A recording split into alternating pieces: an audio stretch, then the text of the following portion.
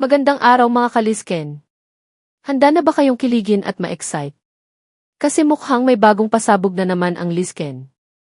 After just a few days sa Pilipinas si Liza Soberano para sa bagong endorsement. Spotted na naman siya ngayon sa Seoul, South Korea, kasama si Kim at ang kapatid niyang si Casey. Confirmed yan mismo sa Instagram story ni Kim na nagdiriwang ng birthday niya. At syempre, hindi nagpahuli si Liza sa pagbati. Pero ang tanong ng bayan, anong meron sa Korea? Is it for another event? New endorsement? O baka may secret collab na naman?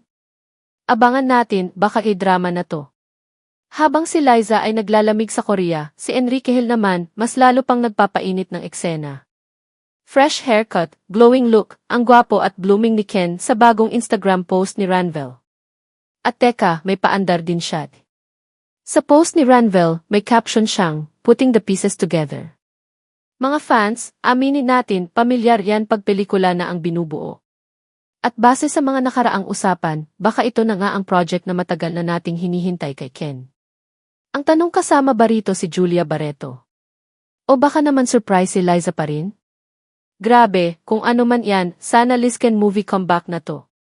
Isa lang ang malinaw, mga kalisken.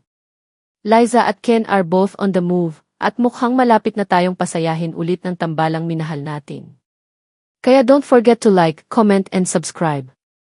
Para lagi kang updated sa mga latest kilig sa Lisken. Maraming salamat mga kachika.